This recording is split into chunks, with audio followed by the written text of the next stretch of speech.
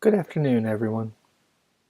Numerous scholars have analyzed large amounts of music by calculating a statistical norm and measuring deviations from that norm, whether it's Drew Nobile analyzing the early music of the Beatles, Christopher Endrenol taking on the corpus of U2, or even Hepikowski and Darcy tackling sonata form in the late 18th century. The larger these studies get, the more they can be criticized for leaving behind the reality of the listener. It may be unreasonable to imagine that a listener would have been exposed to every piece being referenced. Furthermore, chronology is a huge issue if earlier pieces are held to a standard and expectations based on later works. My approach seeks to avoid these pitfalls by narrowing the focus to a single album, avoiding a chronological hiccup and guaranteed to be heard in total by listeners who need not be imagined. Adele's 25 is an exemplar for the value of an intra-album dialogic approach to popular music. Unlike many new albums today, which are simply released to streaming sites like Spotify to be added song by song to users' ever-growing playlists of top hits, 25 was kept off streaming services for over 7 months. It was truly released as an album, available for purchase with an iTunes-specific mix, or even as an actual real-life compact disc. Columbia Records shipped 3.6 million physical copies across the US, the most CDs shipped for a new release since NSYNC's No Strings Attached in 2000. And it sold in record-breaking numbers. Andy Gill of The Independent described the album as single-handedly saving the music industry, which was facing ever-dwindling profits due to the proliferation of downloading and streaming in music consumption. In its first 3 months, the album had sold over 19 million copies worldwide. In short, Adele's 25 is truly an album rather than just a collection of singles, and thus I feel justified in my treatment of 25 as a self-contained entity. In this paper, I examine various musical parameters in Adele's 25 from a dialogic standpoint. First, I create a set of listener expectations for solely this album based on the relative norms, lower default options, and deformations present within. These expectations apply to melodic contour and apex, texture, and form. Next, I trace the relative normativity of each track on the album, including a brief look at the opening track, Hello. Finally, I explore track 6, Water Under the Bridge, as a non-normative track in terms of these same musical parameters. As a cohesive entity, 25 establishes certain expectations for how the songs will unfold. Like I said, I'm concerned in particular with melodic contour and apex, texture, and form. These norms are established by a statistical means, what happens most frequently, which sets up the possibility for songs to deviate from the normative behavior. The first 3 categories of features are discussed with relation to form, so I'd refer you to the summary of my formal designations on page 2 of your handout, which are a synthesis of those used by pop scholars in recent years, as well as some of my own.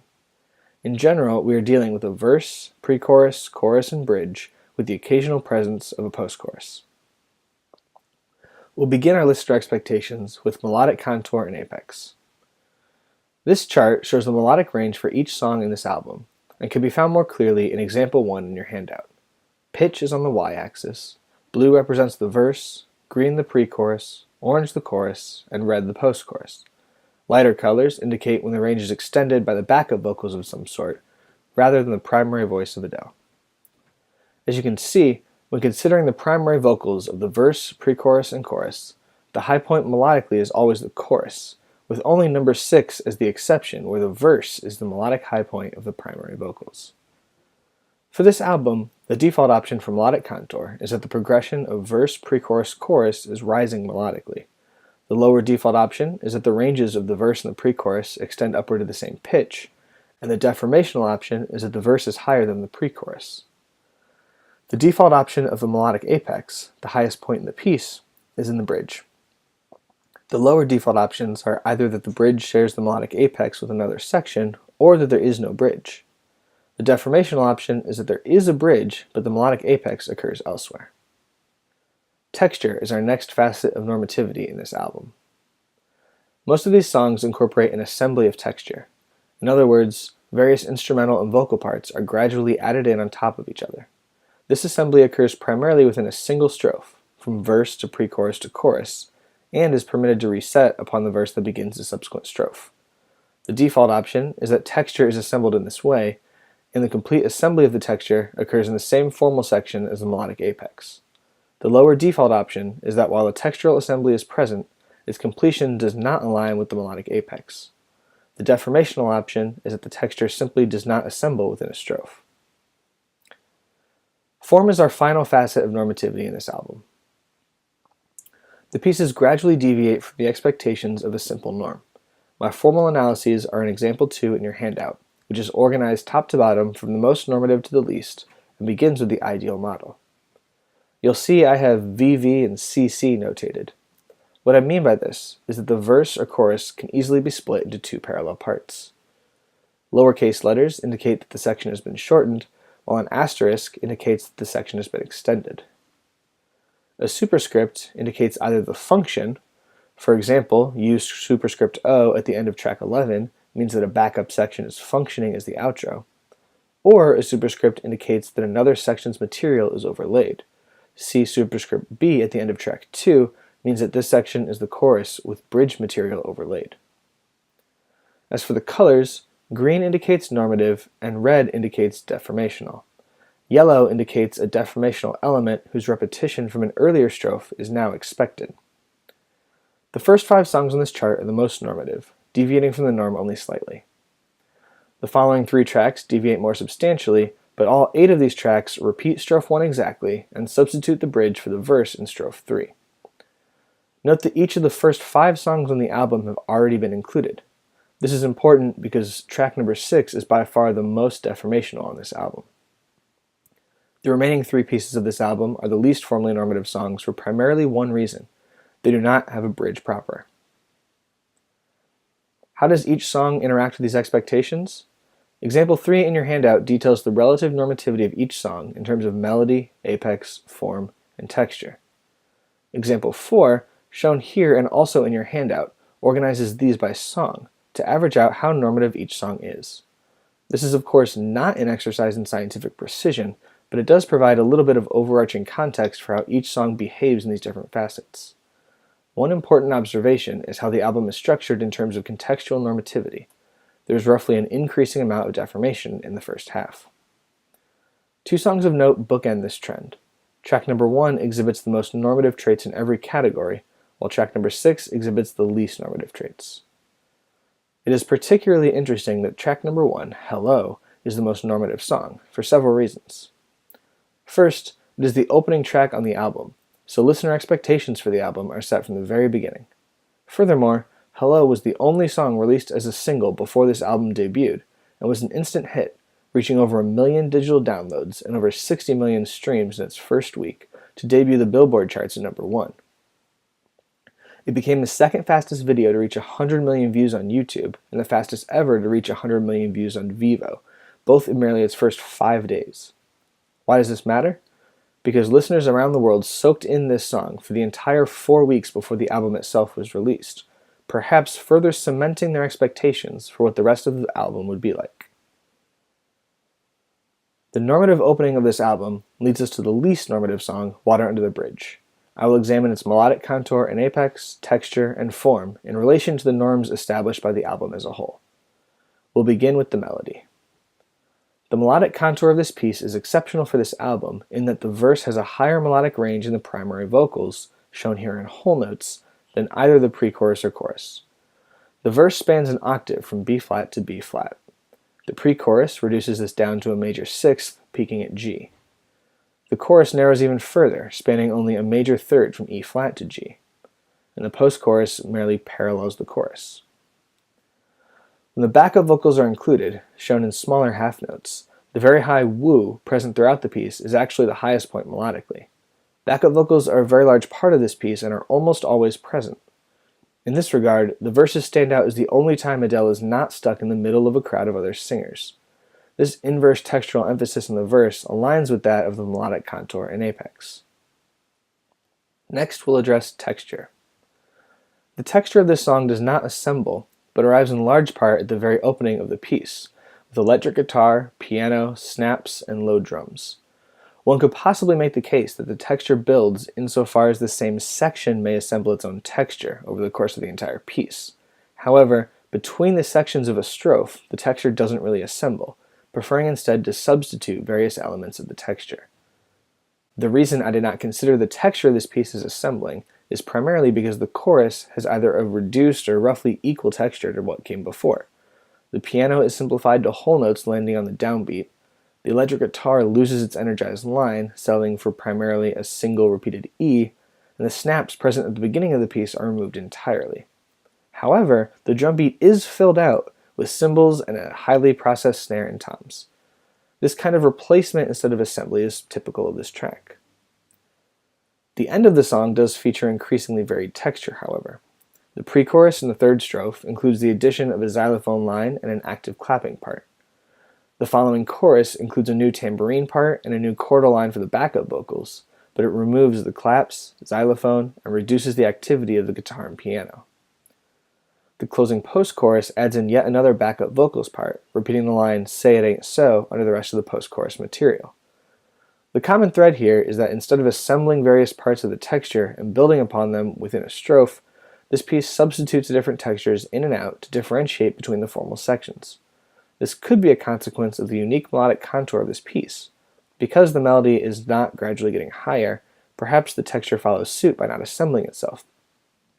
In other words, when the melody immediately starts off at its highest point, the texture is filled out accordingly. The last remaining element to unravel in this piece is its form. For this, let us pretend that we are this piece. It is the agent and the form is our story. Under the established expectations of this album, if you'll indulge me some silliness, a metaphor for form might be about a NASCAR race, and we the piece are a driver and their car. You can see the full metaphor in example 5 on your handout. What would the imaginary ideal form look like? The first strophe is the preliminary race, a practice round, which serves as an example for its repetition in the second strophe. The verse is a kind of setup and preparation. We get into our car and pull up to the starting line. The pre-chorus is a point of initiation necessary to continue. The announcer calls, "Ready, set, go," and we put our foot on the gas to start the race. The chorus is the primary action. We're driving around the track during the race itself. Think about the relationship between pre-chorus and chorus like that of the medial caesura and secondary zone in sonata theory. The former must open the door so that you may enter into the latter. The race must of course begin in order for us to be driving in the race. The second strophe is a repetition of the first. This is the actual race, the one that counts. We get into our car to the starting line, the setup that is our verse. The announcer calls "Ready, set, go," and the race begins, the initiating pre-chorus, and we drive around the track in the race, the chorus, our primary action. The bridge is a more substantial and significant goal for the piece. We cross the finish line on the final lap. The final chorus is a celebratory recounting of what has come before, driving our victory lap around the track after winning the race. How might the narrative of the story go in Water Under the Bridge? The first strophe is the practice round, nothing too unusual, our setup in the verse, initiating pre-chorus, and primary action of the chorus. Then we get a post-chorus that extends and complicates the chorus. We scrape up against another car, but continue the race. Now it's the real deal, strophe 2. We start our car and line up at the starting block, verse. But then, all of a sudden, we're in the chorus. The race has already begun. We are in the midst of our primary action, but without it ever being initiated. This continues into the action-extending post-chorus, scraping up against another car. We suddenly wake up from our daydream, our imagined race, and actually initiate the primary action, hearing "Ready, set, go," and starting the race with the pre-chorus. Even this is unusual, however, because the pre-chorus is acting somewhat like the bridge. Perhaps we are imagining crossing the finish line right as we are putting our foot on the gas, a brief overlap of our daydream and reality. The race unfolds in the chorus, but this time we survive a more serious crash, an expanded post-chorus. And then, final lap, about to cross the finish line, and cut to black. We're left hanging. There's never a true bridge where we cross the finish line, so the race never finishes. With this metaphoric narrative in mind, as shown in your handout, let's listen to this song.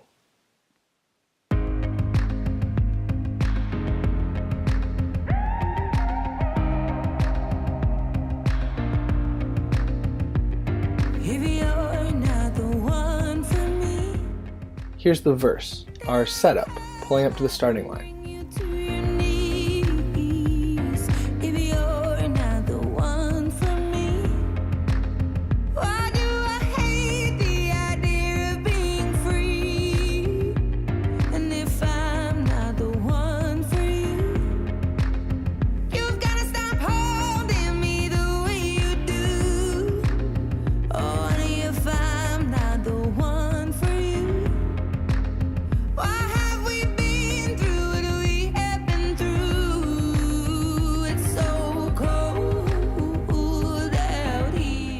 Now the initiating pre-chorus, the very start of the race.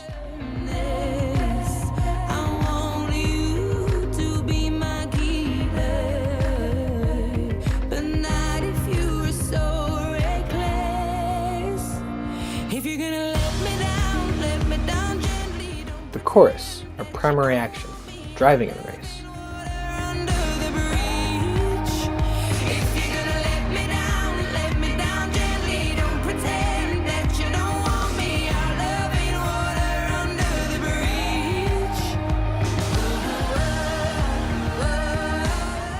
Post-chorus extends the primary action, or scraping up against another car.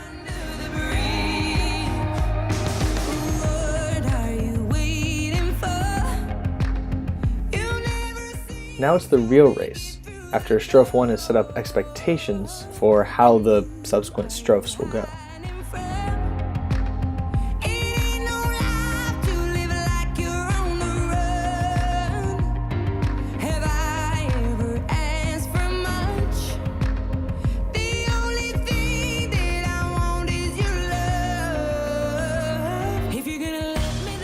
Suddenly we're in the chorus, having skipped over the pre-chorus.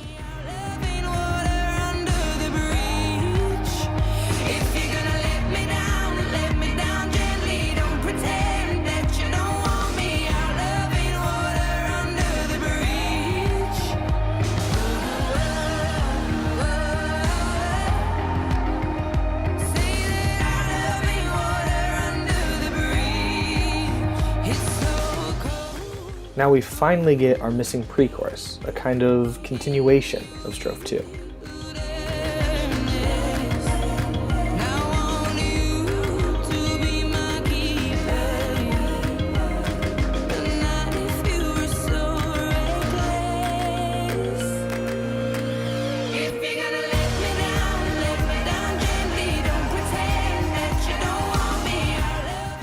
Now that we're into the real strophe 2, we're expecting a bridge, some kind of new material, but it never comes.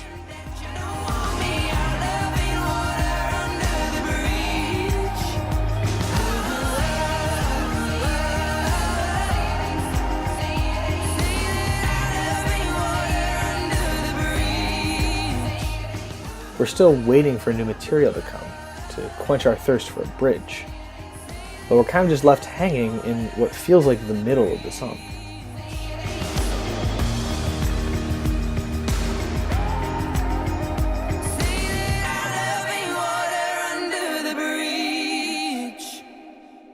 Now, why did I pick such a silly narrative for this piece? Consider the rest of the songs on this album.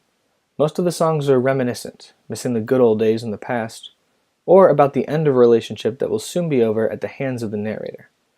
Water Under the Bridge, however, takes place in the middle of a relationship that the narrator actually wants to maintain.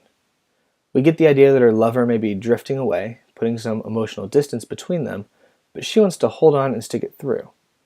There is no closure in the narrative of this piece, which is why I find the lack of closure in our metaphorical racing story to be appropriate. We don't know how this relationship is going to end up. We're left hanging. As we have seen, melodic contour and apex, texture and form all seem intertwined, which is why we can say with little difficulty that Hello is the most typical song in this album and Water Under the Bridge is the least typical. A closer look into Water Under the Bridge has revealed that the narrative of the song may have some effect in the normativity of these various facets, while a more traditional dialogic analysis provides a look into how a given song fits into the greater musical context of its time or genre. Certainly a worthwhile tool, Adele's 25 demonstrates the value of intra-album dialogic relationships, offering a glimpse of how an individual song fits into its most immediate context, forming expectations in a way that is feasible for contemporary listeners. Thank you.